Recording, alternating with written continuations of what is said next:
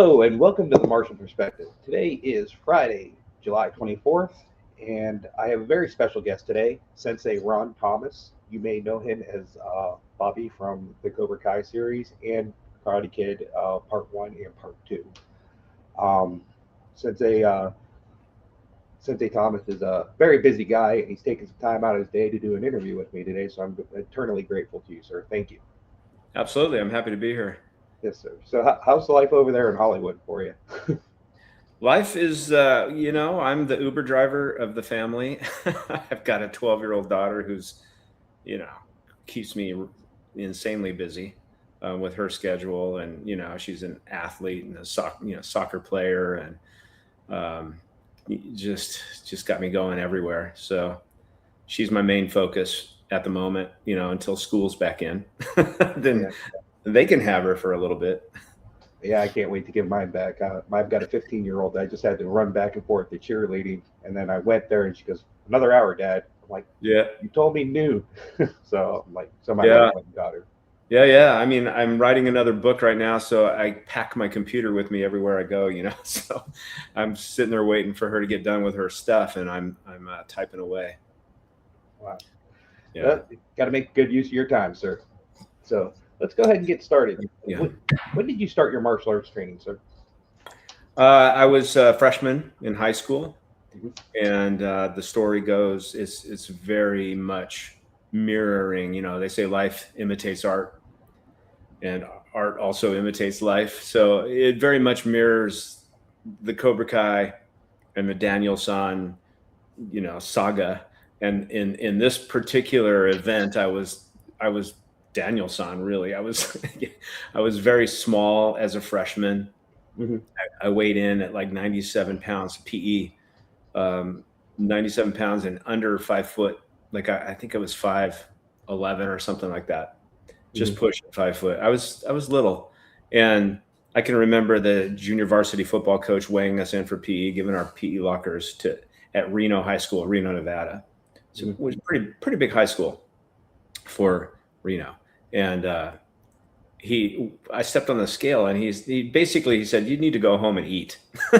Go home and eat, son." And so I was walking down the halls looking for my school locker, because he had given me the numbers for that. And it was later in the afternoon. It's like, this is like orientation day. And most of the kids are gone. I'm walking down this long hallway looking for my locker, and I hear some laughing coming from far away. And it's 4 guys. And I just name them, Johnny, Bobby, Tommy, Dutch. And as they're approaching me, they're laughing amongst themselves. They don't know me. I don't know them. And I'm walking this way, and they're walking this way. And one of them steps out and punches me in the face. Like, for no reason. I go, "Welcome to high school." Yeah. And it was 4 against 1, and I'm kind of small. I'm like, there's nothing really I could do. And my friend had been taking jujitsu at a church, no less, called Unity Church. So, I say that because, Bobby ends up being a pastor on Cobra Kai. Right. So there's all these very strange synchronicities as I go through my history with the Karate Kid and with Cobra Kai and with all of us actors together. There's a lot of strange coincidences. That's one. And anyway, he punched me in the face, and my friend was taking jiu-jitsu, so he asked me, "Hey, do you want to come up and start training?" And because I kind of needed an equalizer, so I started training, fell in love with it. Didn't stop for a long time. Became a world champion, team trainer for the U.S. Jiu-Jitsu team. Sport jiu-jitsu I'm talking about. I'm not talking about Brazilian, although we did a lot of ground fighting and a lot of judo. Yeah. So you never got punched in the face after that in school again? Oh, I've been punched in the face, but not.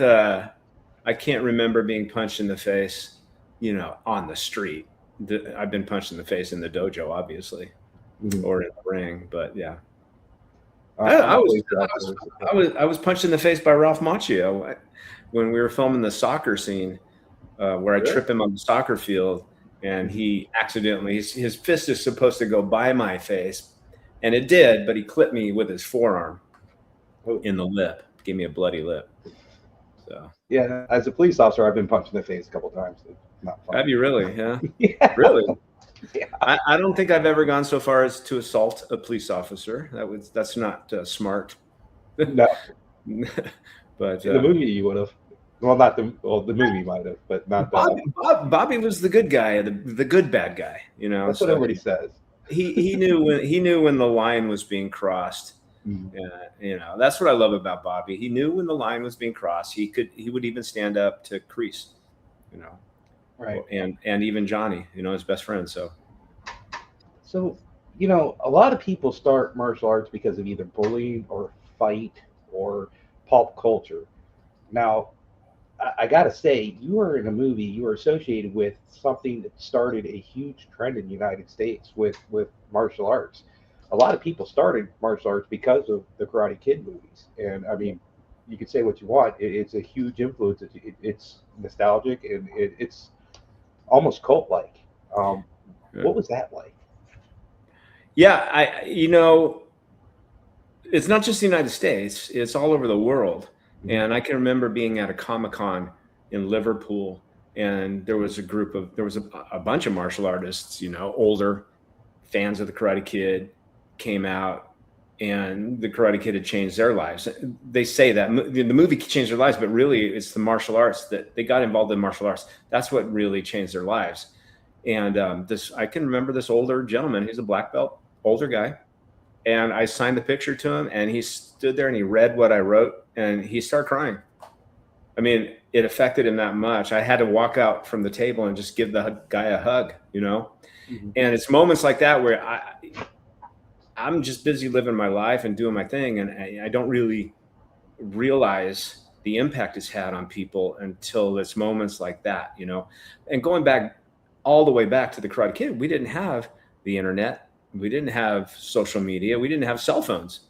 Mm-hmm. So we were kind of, in a sense, cut off from the world at large. And as the Karate Kid, it never really went away. But for us, for a while there, it kind of went away. You know what I mean? Because it's just out of the spotlight, out of TV, off of TV, you know, and there was no streaming videos. You wanted to see the Karate Kid, you had to go rent the movie. Mm-hmm. You know, so, I mean, we were cut off from the world in that sense. And I didn't really realize the impact that my character had on people, or the movie as a whole, or the Cobra Kai or Daniel-san, or, you know, whatever character or piece of the Karate Kid that people related to the most. Obviously Miyagi. So it wasn't anything that was in my awareness at that time. It's only later, when we have all this technology and connection to the rest of the world, that I can sit back and realize, oh man, this thing really had an impact globally. And really did. Yeah.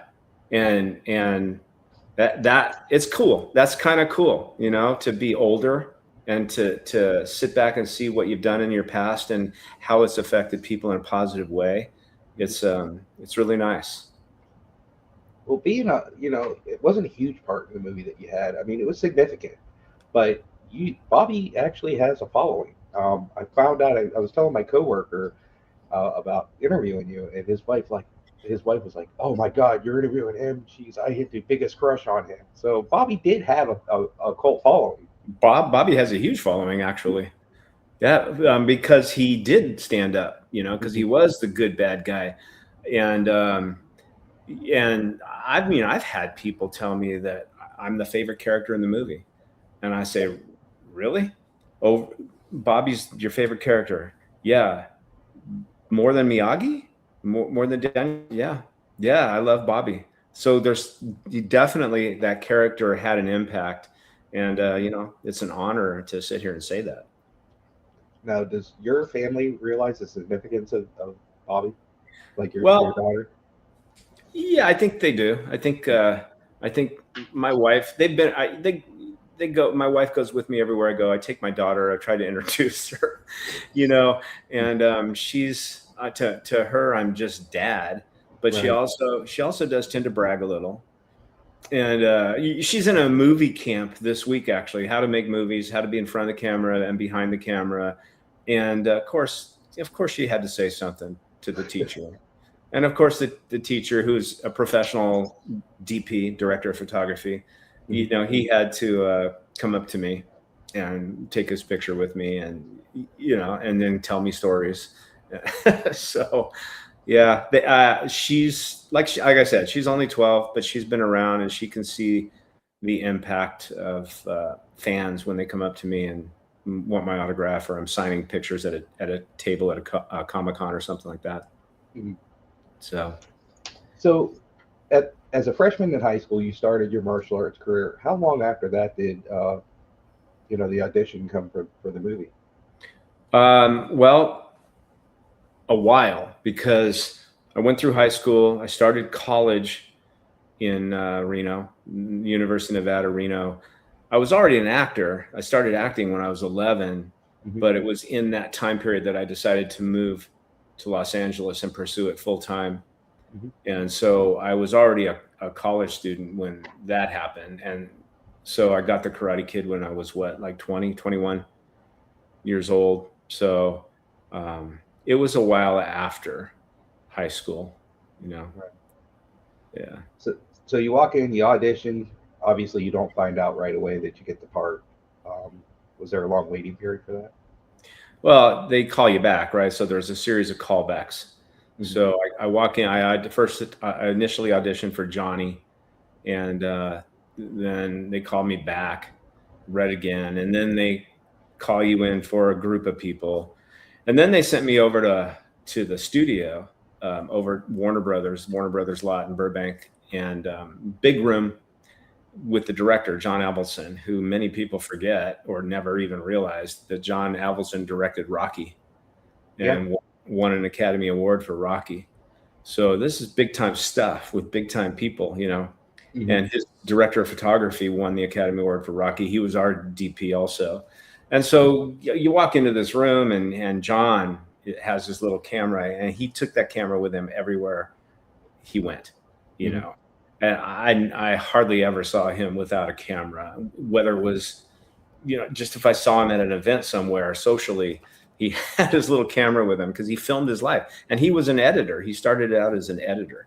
And so I walk into this room, and there's lots of child actors with names, and a lot of them came from families who their father was a name actor, or their mother, or whatever it was, because that was Jerry Weintraub, our producer. That was his idea to bring in these child celebrities, like Chad McQueen was one, right? Steve Right. McQueen's, he's and we had John Travolta's nephew was in I didn't there. realize that. Yeah. He was. I mean, he didn't have a part really, but he was just kind of an extra. And then we had I forgot her name, and she pulled out of it because she didn't get Allie's part. Debbie Gibbs. Oh God, who was it? Anyway, rock stars. It was John Avildsen's, or I'm sorry, Jerry Weintraub's idea to have all of these sort of celebrity kids, and they were in there. They were in the room. People you would know and seen in movies, and we were all just auditioning our stuff in front of each other and John. And I remember John Avildsen trying to intimidate me. I think he was trying to intimidate or see if I would break character, I think is what he was trying to do, because I was supposed to be intimidating Ralph as a Cobra. And I was in Ralph's face, and John just walked up with that camera and put it right in my face. And then he just stared at me. And I think he wanted to see if I would look at him or something, break character. And of course I didn't. And I got the job. So That's awesome. yeah. So I heard a rumor that they initially wanted Charlie Sheen for the part of Ralph Macchio. Yeah, Charlie Sheen was considered for sure. Yeah. Yeah. I just found that out not too long ago. That's crazy. Yeah, they wanted Toshiro Mifune for Mr. Miyagi. John Avildsen had a lot of sway. He had a lot of pull to kind of change Jerry Weintraub's mind, because Jerry Weintraub didn't want Pat Morita to play Miyagi. Nope. Like he wanted Toshiro Mifune. He wanted like the martial arts, and John said, I think he's like, John, they're going back and forth, and Jerry Weintraub's like, he's a comic, he's a comedian. Why? What do we? And John Avildsen had filmed him and Ralph together, and obviously it was a magic between the two, this charisma, this connection, and I think he probably convinced Jerry Weintraub to hire Ralph Macchio also, So I think John Avildsen gets a lot of credit here for the cast.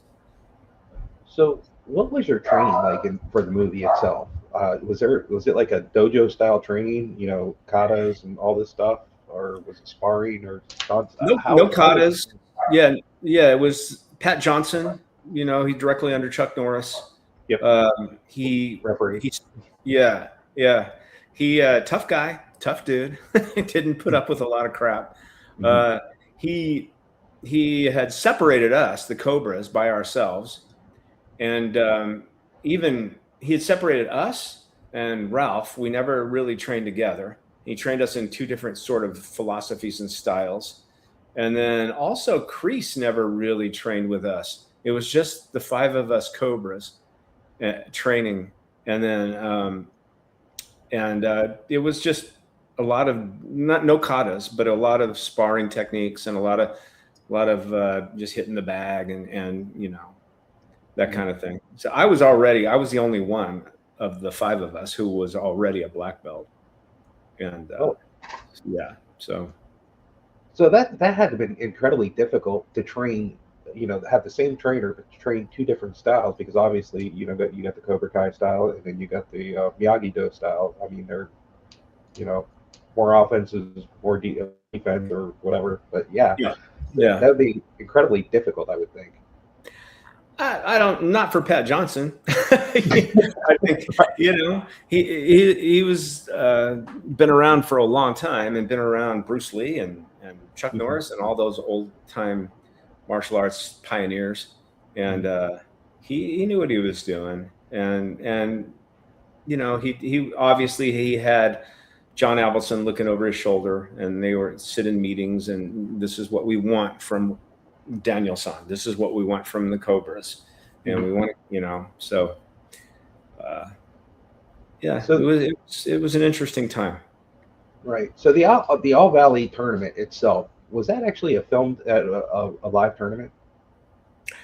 Well, no, but it was at Cal State Northridge in the Valley in LA, and they had just gone into the gym and just transformed it into this tournament style setting with the bleachers and everything. And then they brought in, for extras, just a ton of black belts from around the LA area from different dojos. And they came in and they were all extra fighters and everything. So it looked like a tournament. Yeah. It really did. So. Yeah. I got to ask you about Fumio Demura.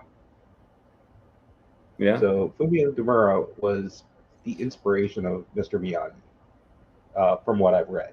I don't know how true that is. You can probably confirm or deny that. Well, that's probably a question for our writer, Robert Mark Kamen. I don't know if he was the inspiration, but he may have been the inspiration for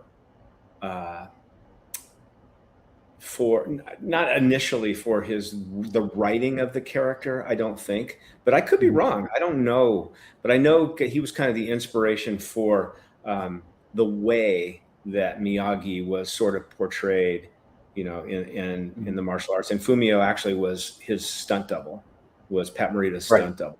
Did a lot of stuff, so. Interesting. Yeah. So stepping away from the Karate Kid and Cobra Kai series for a bit, who was your biggest influence in martial arts when you were training and going through the ranks? If one person sticks out to you, who would that be? Well, my sensei, obviously, Sensei Professor Lawrence Carey, who's passed away now. One of the best instructors of martial arts I've ever seen. As badass as they come, tough dude. trained in judo and jujitsu and trained with a lot of different people. And just understood. He just didn't know a bunch of techniques. He understood. He understood what made them work, and he knew how to transfer that to his students. And he also understood. He was very interested in life. There's a lot of masters who call themselves masters because that's a term that gets tossed around a lot in the martial arts. It does. But they have no interest in mastery, life mastery. When the old time martial artists, they also looked at life a certain way. They had a certain life philosophy, and they kind of took the esoteric principles out of the martial arts and used them in life. And my sensei did that. And I used to love to hear him talk. After class, we'd train and he'd talk for another half hour. We'd already be bowed out and he'd still be talking. And I kind of soaked that stuff up like a sponge. So he was my first one. And then Wally J, Professor Wally J, who everybody, if you're a martial artist, you probably know who he is. Small Circle Theory. He was the head of our organization, Jiu-Jitsu America, and they had a lot of different martial artists in Jiu-Jitsu America. They didn't discriminate. We had Kempo and we had judo, world-class Right. judo. We had all these people come in, Aikido, different philosophies. And then one guy he brought in one time, Don Jacobs from Trinidad. You can look him up. I think he's still around. I think he's got some YouTube videos out there, Master Don Jacobs. This guy was badass. And he didn't pull punches, and he would talk in his Trinidad accent, and talk about how, hey, on the streets of Trinidad, it's no joke. We're not in the ring scoring points. It's for life or death. It's for real. And he would hit his ukes. He would hit them and draw blood. He would hit him so hard, and he would do things that I'd never seen, like diving over people, standing up, and doing all this great sort of demonstrations of martial arts. He was a huge inspiration for me when I started doing demonstrations and started doing stuff that you never thought possible. I've got a picture somewhere of me diving over a car. That's cool. Yeah, the car wasn't moving. I'm not that stupid.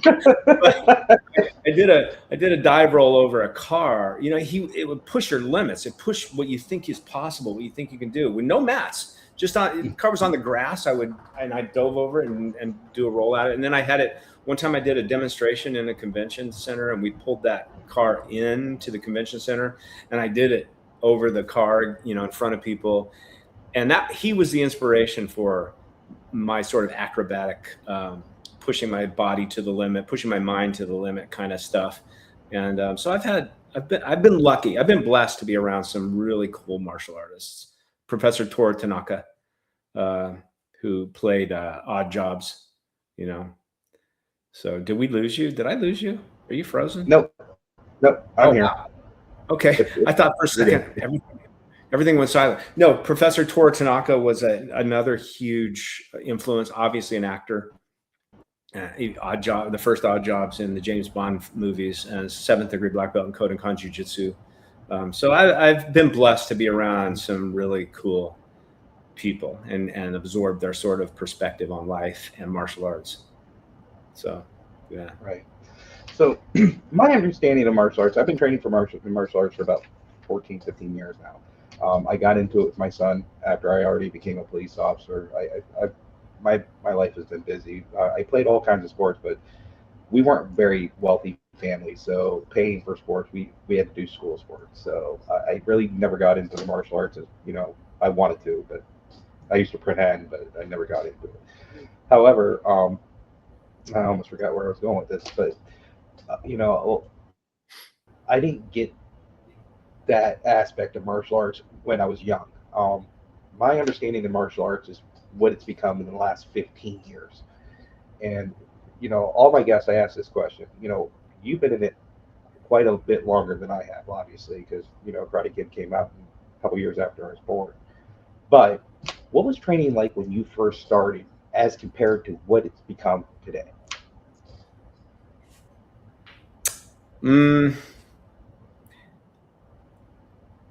I don't know if anything's changed, honestly. I think it just depends on the dojo that you walk into and who's running it, who's teaching it, what's their. We used to have our system came. It's a Japanese jiu-jitsu, but it came through Hawaii. There was a lot of ohana, a lot of family sort of environment and connection and spirit in my system. And my sensei, like I said, really influenced me. I've walked into other dojos and people are afraid of their sensei, like Kreese, and so how much can a kid learn from if they're intimidated and afraid of their sensei? Not a lot. And and there's a lot of arrogance, and there's a lot of people wearing a black belt and calling themselves masters that shouldn't. Look, man, you got to understand the word mastery. Are you really interested in mastery, or are you just interested in being called master? So there's now. I'm not saying that's true for all martial arts. There are masters out there who earn that title and are interested in mastery, interested in being the best version of themselves and contributing, being a beneficial presence on the planet, whether you're in a dojo or not, helping people, helping, being part of something. There's people who are interested in that. And then there's other people because they're people and people have flaws, that are interested in wearing a black belt, looking cool, and having people bow down to them to feed their ego. So, and I don't think that's ever changed. I think it just depends on, again, what dojo you've walked into and and signed up with, and who's running it, who's teaching, who's at the top. Leadership. Martial arts talks about leadership all the time. Well, who's leading your organization? Because you can lead people down different paths. Some of those paths aren't so great, right? Some paths are. Some paths are life-changing and contributing. Because, we're not. And jiu-jitsu is a good example. Like Brazilian jiu-jitsu is a great example. There's this sort of arrogance about, well, we're the best. Who said it? Compared to what? And by the way, and then they try to prove it on the mat and they hurt people. People get their arms broken, or, in arm bars and choke. They get hurt because the leader isn't interested in safety, isn't interested in training in an art that is inherently dangerous and being able to train for a long period of time because you're not getting injured all the time. And if your students are out there rolling around on the mat, putting people in arm bars and don't understand how serious that can be, and they're just trying to hurt you and trying to dominate, and so they pump their chest and feel great about themselves, those dojos exist. And there's other dojos that exist where they are interested in safety. They are interested in the judo sort of jiu-jitsu philosophy, the gentle art. Jiu-jitsu is called the gentle art. It translates to the gentle art. Why? Because you can subdue an opponent without injury. Very important for a police officer. You don't want to be going around breaking people, necks and arms and stuff. You don't want to crush the carotid artery. Crush their larynx when you're putting them in a choke. That's not what a choke is. That is a strangle. But people, and this choke, the carotid artery is here, the larynx is here. It's 2 inches away from each other. They're entirely two different things. And so police officers need to understand that. And that's why in LA, they had a big issue years ago where they were killing people. Because they were putting him in a chokehold, but they weren't trained properly how to put somebody in a chokehold. They were putting him in a stranglehold. And so, I don't know where I'm going with this, but I could go off on a tangent about this because I don't want to hurt anybody. Honestly, I don't. I don't want to hurt somebody if I don't have to. Yeah, and so. Well, the thing about it is, what people don't realize is, you as an actor probably do realize this. Anywhere you go, you're on camera on average about 70 to 75 times per day, whether you walk into a grocery store, a gas station, a convenience store, wherever you may go, traffic light. I mean, there's cameras everywhere. And as a police officer, perception is everything. Um, Yeah. if you strike somebody with a closed fist rather than an open hand, that's a huge difference in the public's eye. So, Yeah. if I were to strike some, I don't strike people with closed fists. I don't. I try to, open hand if I have to go that route. Try not to. De-escalation's everything. Verbal judo. I try to use my voice rather than anything. But sometimes it doesn't really work that way. Yeah. But perception is everything. Just like if you're watching a jiu-jitsu match, you could tell if somebody's trying to hurt somebody. You could physically see it just by their actions, their facial expression. You could just see it. I mean, Yeah. would I be correct in saying that? Yeah.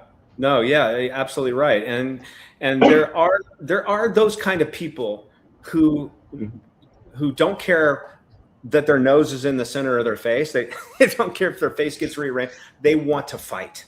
Okay, well, go get into mixed martial arts, go into cage fighting, and do that thing. That's for you, but that's not for everybody. And martial arts can be trained a certain way without all of that attitude, and still be effective. You understand? And talking about cameras everywhere.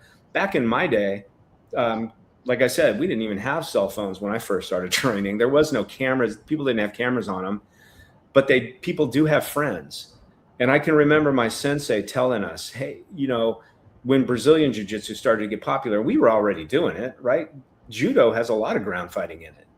And judo, when I keep mentioning the word judo, because it came directly from jiu-jitsu. So they're one and the same. It's kind of like a dual black belt. If you have a black belt in jiu-jitsu, you have also kind of a black belt in judo. Japanese jiu-jitsu I'm talking about. And so my sensei said, he said, you can roll around on the ground, and Brazilians were talking about, and I like Brazilian jiu-jitsu. If you're out there and you like Brazilian jiu-jitsu and you're listening to me, I don't have anything against it. I'm just saying, I'm talking about perspective here and philosophy, right? And so, and Brazilian jiu-jitsu is effective. And there's times when it's not. I'll give you an example. So my sensei says, everybody's got a friend. If you start beating somebody up on the ground, that person, if there's a crowd around watching the fight, that person's got a friend. And that friend is going to come out of the crowd and bust a bottle over your head because you're beating up his friend. And you can't do anything about it because you're on the ground. So you have to be able to fight on your feet as well, which was my sensei's point. I gave that lecture to my class when I was a sensei. And 2 weeks after I gave that lecture to my class up in Mammoth, California at the ski resort, there was a bar fight. And there was a jiu-jitsu guy who was very good. And the bar fight went out into the street. There was a crowd around. And this guy was rolling around on the ground, beating this guy up. And a guy came out of the crowd with a knife and killed him, stabbed him in the back. Wow. So you said cameras. Yes, everybody has a camera, everybody's filming stuff. But back in my day, everybody had a friend, or and that friend might have been packing something. And so you gotta, if you're gonna talk about martial arts and what you can train for different reasons, right? People have different reasons for training. Get kids into martial arts for focus, for self-respect and confidence and respect of others. You get to training for a long time, and then you want to compete and you want to be a world champion in sport martial arts. Other people want to be able to defend themselves on the street. When you start talking about street fighting, you got to understand street philosophy. And my sensei used to say, you know what? There's a lot of people running around. If they gave black belts to street fighters, there's a lot of people who are black belts running around out there. And they practice their art every Friday and Saturday night. And they're really freaking good. And they're good at sabotage. They're good at, I've got so many stories. I love this topic, and I love sharing it with martial artists. But you have to understand these things, and you have to understand the psychology of martial arts and the different aspects of it. Street fighting is an art. Right. No, it is. Yeah. So I got to ask you, I ask all my guests this. You see a lot of children with black belts. I'm not against, if they know the curriculum and they train hard and they train a certain amount of time. I have no issues. I train children to become black belts. Right. They're good. They're very good. Yeah. However, do you think that giving a child a black belt is giving them a false sense of security that they could go out and defend themselves in the world? In the same way that taking a 6-week self-defense class is giving you a false sense of security. Yeah, I think it is. I Right. think, and how are you going to talk to kids about real world events? It's tough if you're a teacher. It's hard to talk about kids about the stuff I'm talking to you about, this real world kind of thing. And so there's a fine line, but martial arts, let's face it, in America, it's commercialized, right? You're selling black belts. 100%.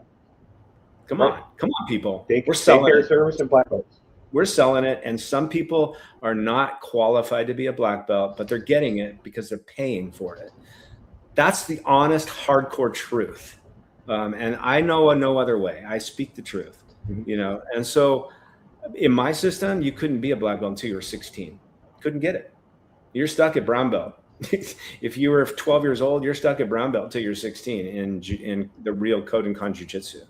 And so if it's commercialized, obviously, if you own a dojo, you got your rent to pay. And it's a tough thing. And I don't know at this point if you can do anything about it except to understand it, And there are still dojos out there that won't give a black belt to a kid until they are 16, or 18 even, some of them. Right. And I think that's honorable.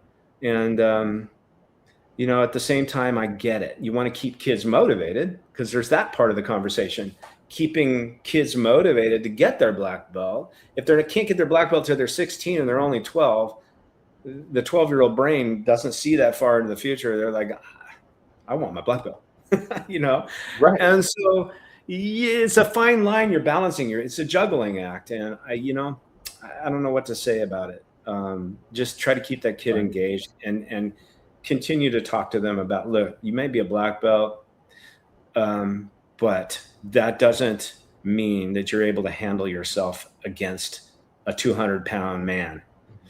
You're 12. Same thing with women.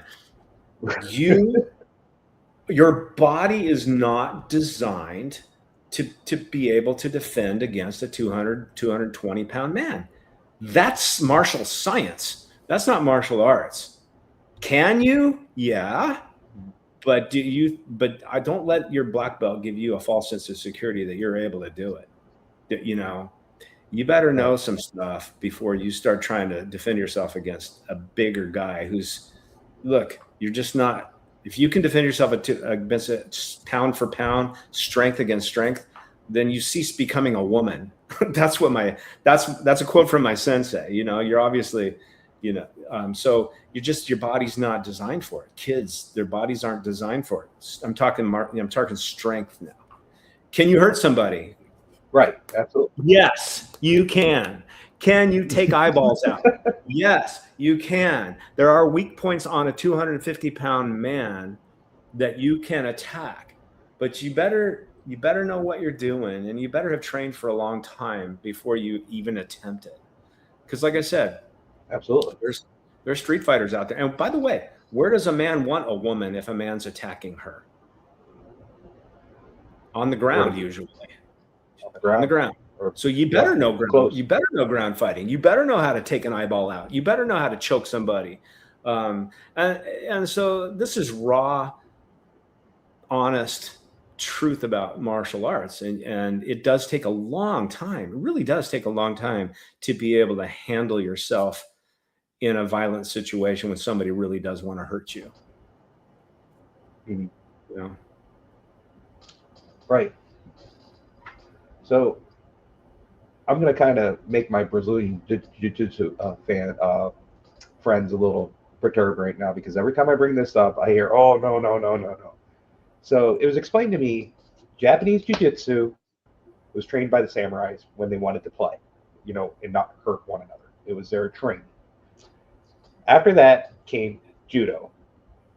judo was formed. It was a sub entity of Japanese jiu-jitsu, and under judo, you got Brazilian jiu-jitsu.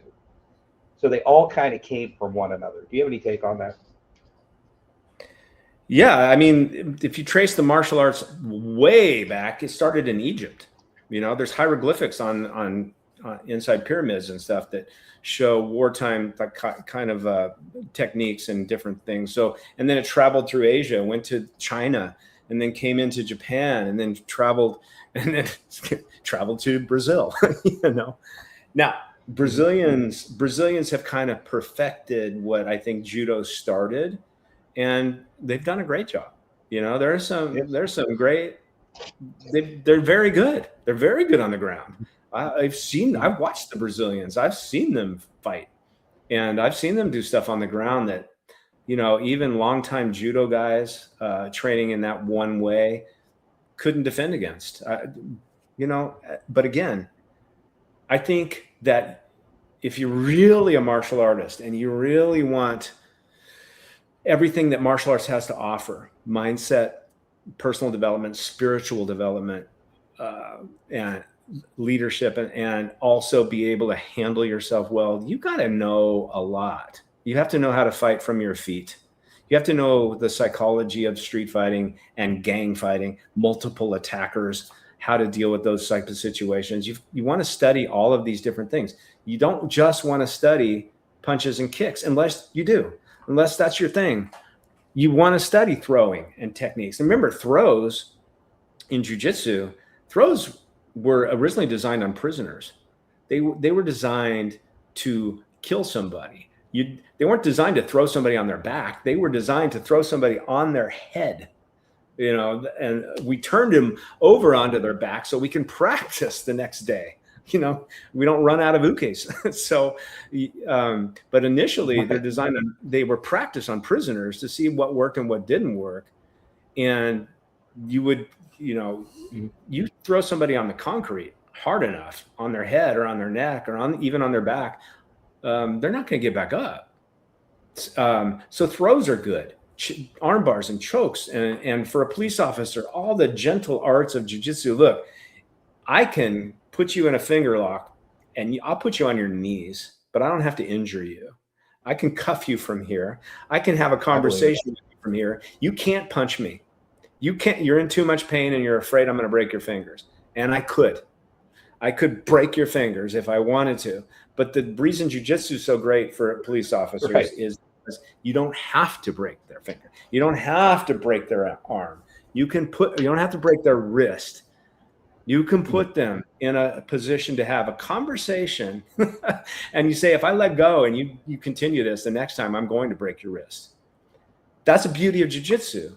Then you can go to the ground and you can learn how to fight, especially for women, on your back. You can learn how to take your bra off because, look, this is martial arts, right? This is what men want a lot of times if they're attacking a woman.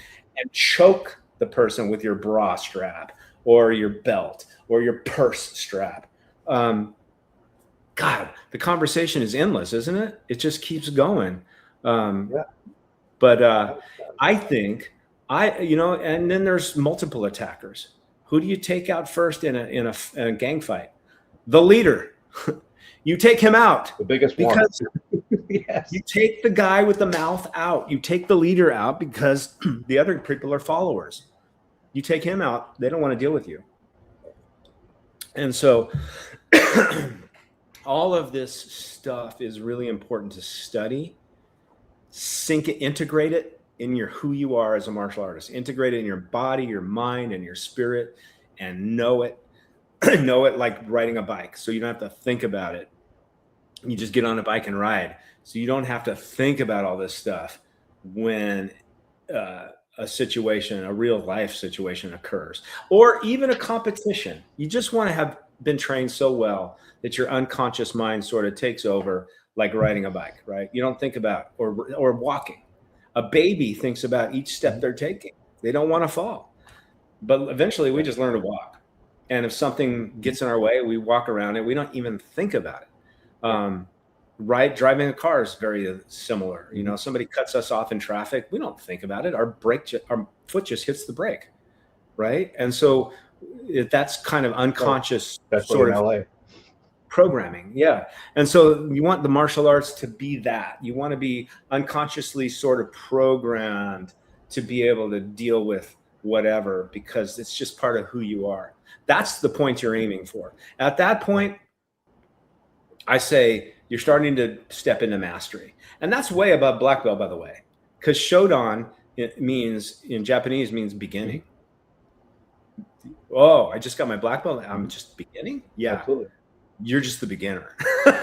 Now you got all these other levels to go through, right? And so that's my take on all of it. I love the martial arts and I love what it can do for people.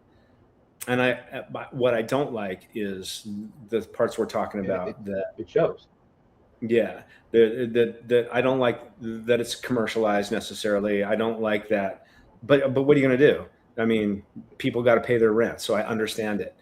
But I don't like that people can get a false sense of security, and especially if the instructor is not constantly reminding them about, you know, the levels that they need to get to have a true sense of security. Well, the students I teach, I'm the head instructor in my school under Master Darren Warren and Grandmaster AJ Perry, Tung Sudo, Mudokwan, and World Taekwondo. I also study judo as well. But my students know that I'm a police officer, so I get those crazy questions. I get what happens if this happens. You know. I think they generally understand that. No, this is different than real world. I would like, I hope if they're listening to this down, when this airs, I really truly hope that, you really feed on what we talk about, because I truly believe that they know inside the dojang is different than on the street. So that's what I try to kind of tell them. I think most people, yeah, most people do understand it. I think that you're right. I think that most of your students understand it, but at the same time, we still have to have the conversation, right? Because there are those that may not understand it, and I've seen it. I've seen people have. I'll give you an example. There was a stunt woman in Los Angeles who I knew, and she was a 4th degree black belt in Taekwondo. Great. Taekwondo, good high kicks, great for stunt fighting, because stunt fighting, you have to look dramatic and artistic and aerial, and you have to do all those high kicks and stuff. But she had a false insecurity. She had a garage sale one day, and this is up in LA. Yeah. And she had her stuff out, and this kid walks up, and he had boots on. And she was selling, back in the day, what we call a boom box, right? She had a boom box with a tape recorder and ghetto radio, blaster. Ghetto blaster.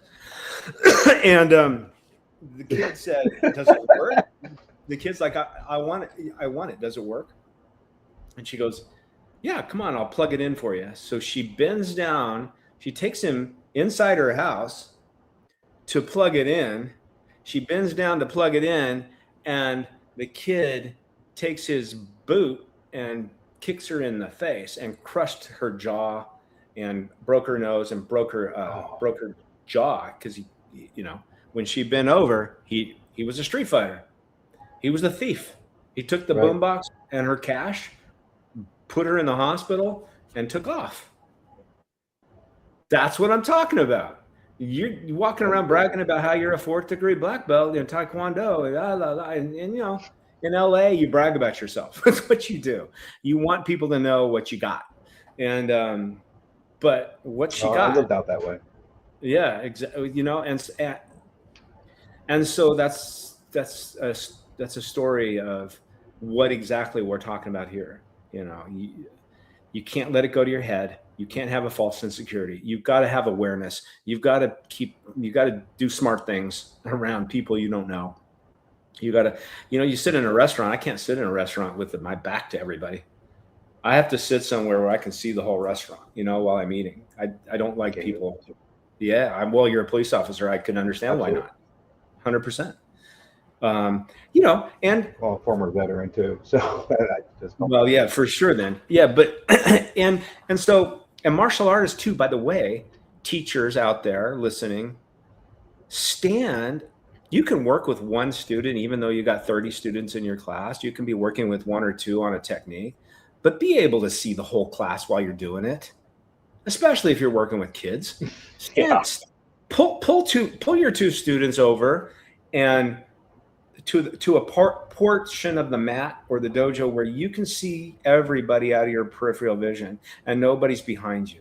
I've seen instructors just turn their back on the class while they're working with someone, but they got kids over here, 12-year-old boys, doing dangerous stuff, goofing around and getting hurt, and the instructor doesn't see it happening because he doesn't understand positional awareness. So there's a tip for any teachers out there. Make sure you can see your whole class at all times, even if you're working with one person. Right? Positional awareness, environmental awareness, all of that stuff is important. And police officers develop environmental awareness because they have to. Right? And police officers see things. You can almost feel it.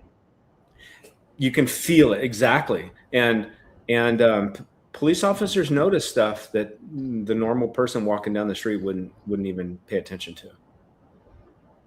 Black belts should, by the way. Here's a little statistic. I just worked. Yeah, I read this statistic about a couple months ago, and it really hit home to me because what I've went through. The average American lives their life, and they have about 4 traumatic events in their life that really affect them.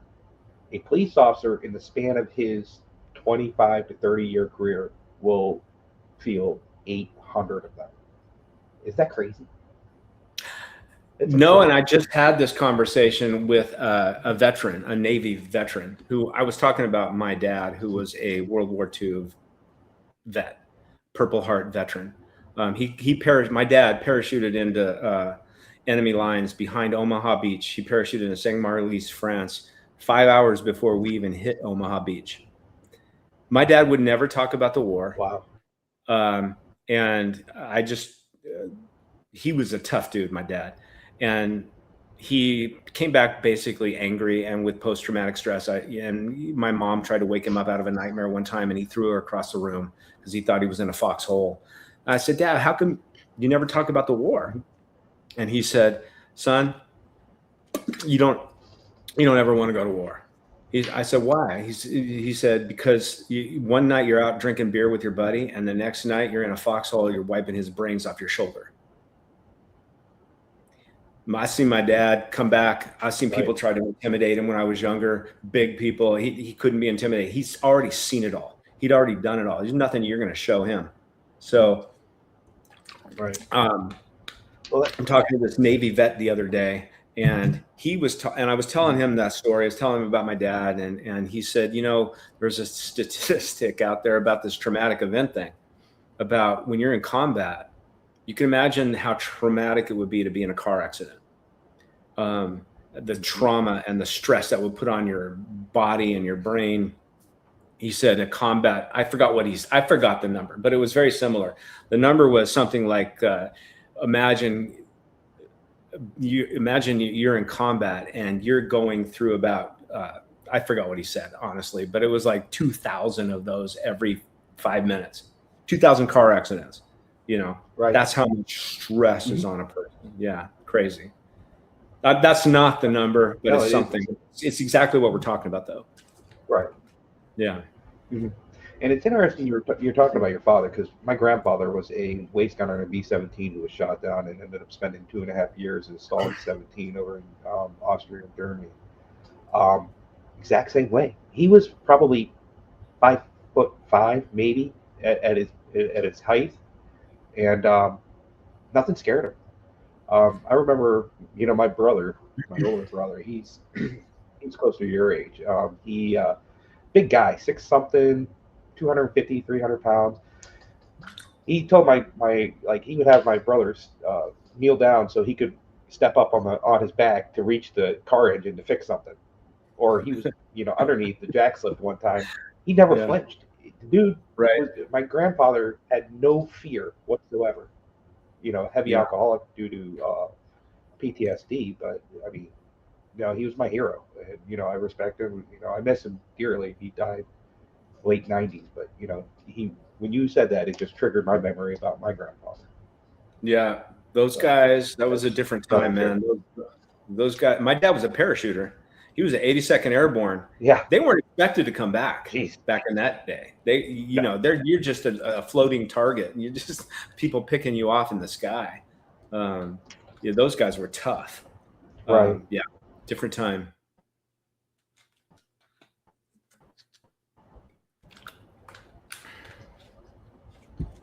Well, coming towards the tail end of our interview here, sir. I'd like to keep it right around an hour because everybody's attention span isn't, all that great sometimes. You keep Right. somebody's attention for about 30 minutes. But it's been a pleasure talking to you. And, I can't thank you enough for your time. I wish we had more time. Maybe a year from now we could do it again and see where you're at. I would love Yeah, that if you're up for it. we'll definitely do it Yeah, again. I should have my next book out. I got my book behind me, The Hidden Life Lessons of Mr. Miyagi. If you're a martial artist, you want to pick it up, or a Karate Kid I've fan. already ordered it, sir. But I'm writing another book Yes, that's. sir. I've already ordered it. By the way. Oh, have you? Okay. Oh, you should have ordered it for me. I would have signed it to you. Yes. You can order it off my website. But I'm writing another book Okay, I'll do that. for kids' personal development, and it's centered around the martial arts again. So yeah, we should definitely do this again. Yeah, Perfect. be fun. Perfect. Do you have any closing words for us, sir? No, man. I think. Wait, I got one more question.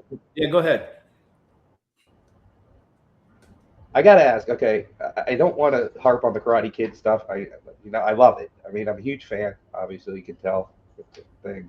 But who is the better martial artist, William Zabka or Ralph Macchio? I got to go with my buddy William on that one. Really? He's he's although Ralph Macchio recently got his black belt, but William, I heard that. yeah, William's very athletic too. At least back in the day, he was, and I think he was actually a green belt when we were filming. And he's my buddy. I mean, Ralph's my buddy too, so it's hard to pick the two against him. But I don't know. They're both good. They're both good people too. Yeah. Okay, one last question here. Illegal. Last question. Was that kick illegal at the end? Oh, was it illegal? Which one? The crane kick? You're freezing up on me. Yeah, Ralph. You're talking. Yeah, was that illegal? The crane kick? Was it illegal for what? I'm sorry. For a point karate tournament? Absolutely, it was illegal. Yes. Because his head snaps back. You can't. I mean, in a point karate tournament, you're supposed to have headgear on, right? For starters. But yes, yeah, there's a lot of sort of artistic license that went on in the Karate Kid. A lot of things weren't real. Not only was it illegal, it was a real jumping snap kick to the face, but you wouldn't do that in a tournament. His head snapped back. If you snap somebody's head back, you're going to get disqualified, right? In most point karate tournaments. So the contact of the head is supposed to be light, even if you're a black belt. But if it's a full contact tournament, that's maybe different. You can snap somebody's head back, I guess, but not in a point karate tournament, which is what this was supposed to be simulating. But we took a lot of creative license in even filming a point karate tournament, right? I mean, Bobby does flying leg scissors. That's jujitsu. I choreographed that move for that tournament. I do the flying leg scissors, and then he land on the ground. I hit him. I score my point. Yeah. Right. That would be technically illegal in a point karate tournament, but I did it. Or I did the spinning back sweep to the guy's leg when he kicks at me, and he does this fall. That's jujitsu. That's not point karate. So you heard it here first, folks. So, all right, sir. Well, it's been a pleasure. Again, last parting words for our guests. Listen, man, the world is crazy. We're living in a crazy, chaotic time. I said it earlier that I would just encourage you, if you're involved in the martial arts, to think about that word master and mastery. And I don't think you ever, maybe never become a true master at living, at doing this thing called life.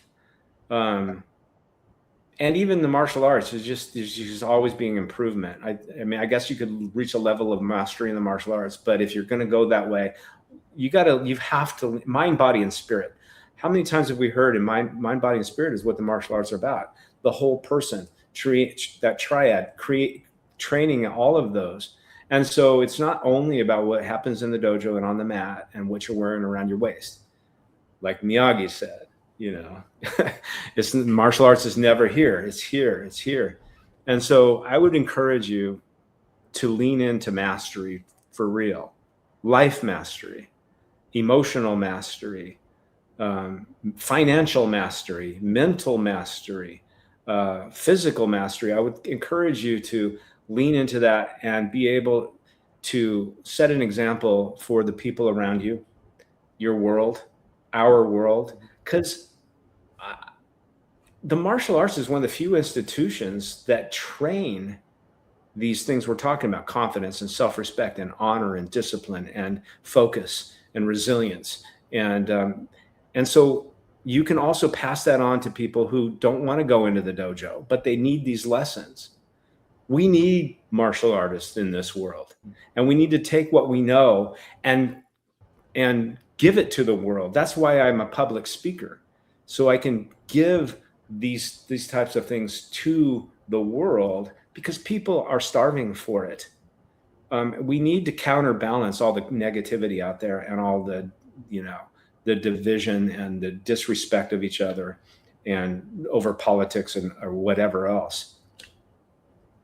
The world needs us, martial artists, real ones, but you have to first take care of yourself. You have to first be that example, that living example of mastery and what it can do for somebody to be able to train mind, body, and spirit, and to be that whole person, and to be able to be centered and balanced in life, even though the world is chaotic and people are pushing and pulling at you to keep your center. Keep your damn center, but then teach other people how to do it, because we need you. 100%. I couldn't agree with you more, sir. Yeah. Well, stay with me while I close this thing out, and we'll chat real quick, and then I'll let you go. I want to thank everybody for watching. Always remember to like, share, and subscribe. Also, as martial artists, as I always say, reach out to one another. You never know what somebody's battling deep down inside. Just because they're smiling and looking, like they're doing great, they could be battling, financial, family, relationships. They could, substance. They could be dealing with anything. As martial artists, I know it's a competitive world out there between dojos and dojongs and everything like that. But if you know one, call them. It takes 5 minutes to say, "Hey, how are you doing? Is there anything you need? I'm here for you." So, with that being said, Tung Su, and thank you, sir. Stay with me and we'll chat. You're welcome.